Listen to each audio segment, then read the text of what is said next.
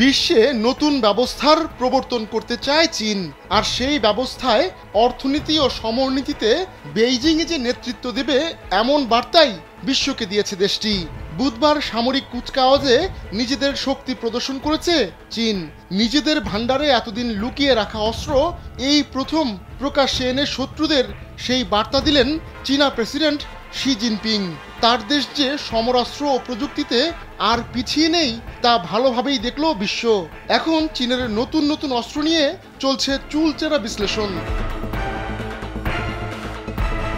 প্যারেডে চীনের যে অস্ত্রটি সবার নজর কেড়েছে তা হচ্ছে আন্তঃমহাদেশীয় ব্যালিস্টিক মিসাইল স্যান্ডেলিনাসো, রূপচর্চায় আভিজাত্য, যেগুলো হচ্ছে DF-5C, DF-26D ও DF-61।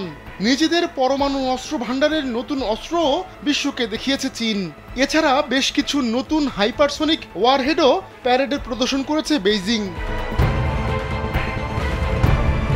বিশ্লেষকরা বলছেন এসব মিসাইল প্রদর্শনের গুরুত্বপূর্ণ কারণ হচ্ছে যুক্তরাষ্ট্রকে বার্তা দেওয়া, বিশেষ করে যুক্তরাষ্ট্রের নৌবাহিনীকে টক্কর দিতে মিসাইল ও রকেট ফোর্সের বিকল্প নেই।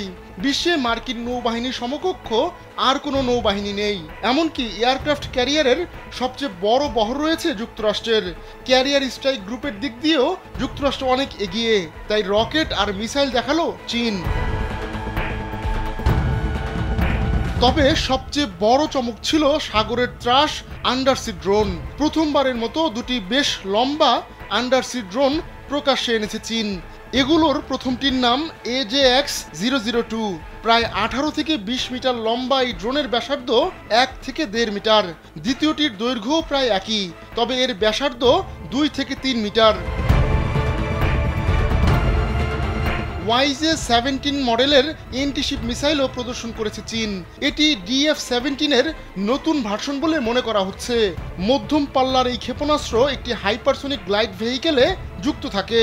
ধারণা করা হয় এই মিসাইল প্রচলিত ওয়ারহেড বহনে সক্ষম, কিন্তু এগুলো পরমাণু ওয়ারহেড বহনেও সক্ষম।